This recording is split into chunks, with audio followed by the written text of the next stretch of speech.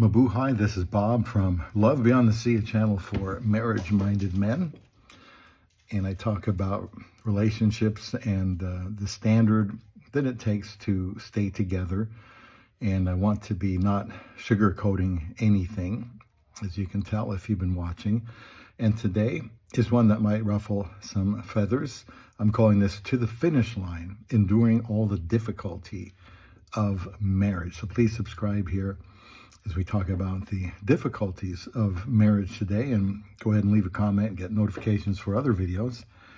Why do I say enduring your marriage? Isn't that a bit too much?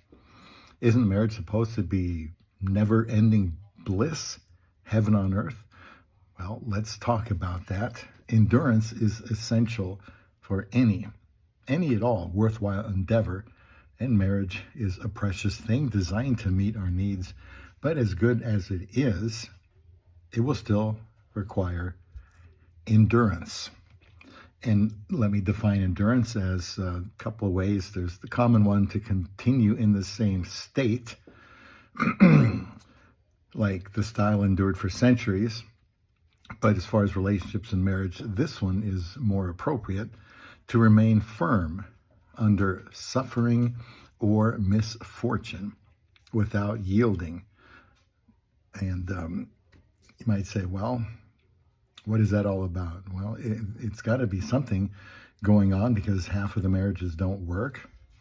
And I want my marriage to last. And so I need to hold myself to these things too. And I hope you will listen and learn, even though it might sound a little bit hard to accept at first. I think it's the only way that you're going to make it.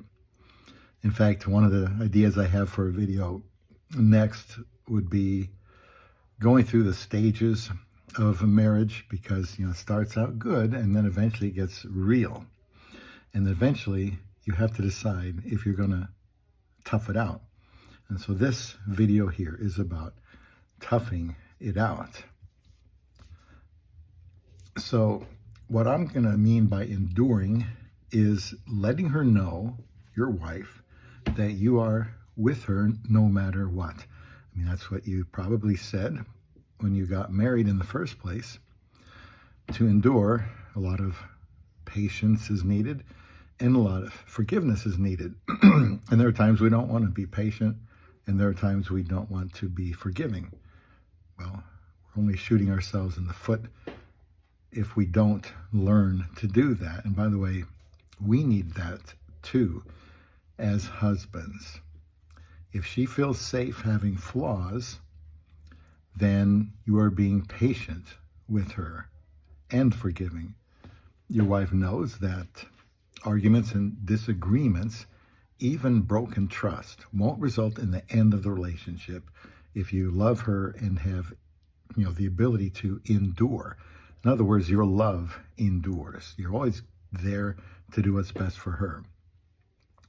In this case, she knows she can blow it and still be accepted. And again, men need that too. I have told my wife, married now over 10 years, that I'm committed to her no matter what. I mean, that was said at the wedding, but I feel like I should reinforce that every once in a while in our marriage. And I have put it all on the table with her, and I do mean it. If this happens, or if you do that, whatever, I am committed to you, because I believe God holds me accountable as a husband. And I also know that God will help me to endure, wait it out, be patient, if that's what I want. We got married in May 2015. And while some predicted our demise a long time ago, we're still married. And I am completely into her and our marriage. One of the elements of true love listed in the Bible in 1 Corinthians 13 is that love endures. In fact, it's the last one listed, that love endures all things. Well, what are all things? All things are all things.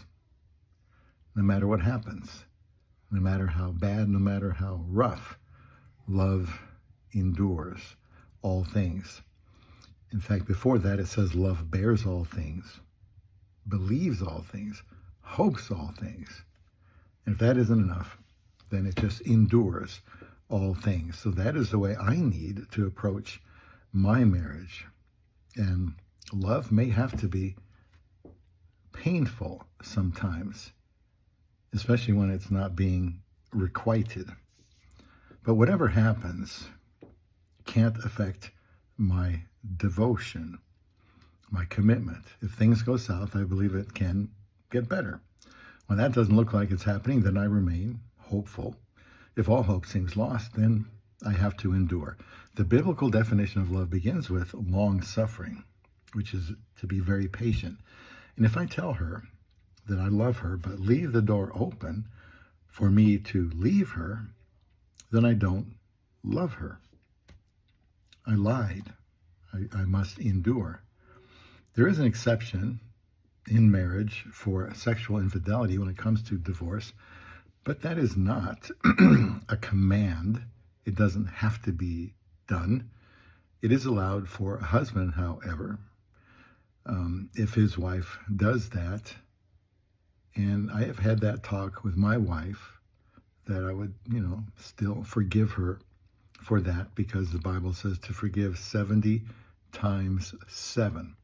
In that case, we'd have to work on it, starting with what I may have been done wrong first, since the marriage starts with me, the head of the marriage. It has been said everything rises and falls on leadership, and that certainly applies to marriage.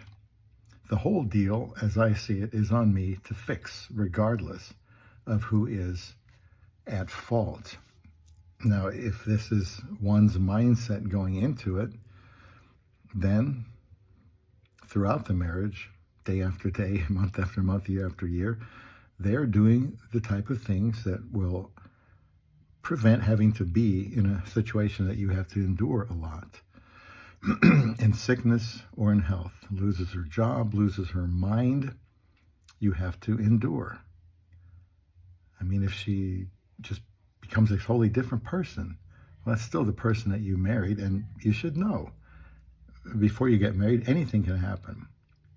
Because for better or worse, you are to stay together. Another thing that would help is to throw your ego in the trash when married. I do think being married involves self-sacrifice, a crucifixion of self, and you do what you have to for the good of the marriage. Neither of you matter. What matters is the marriage.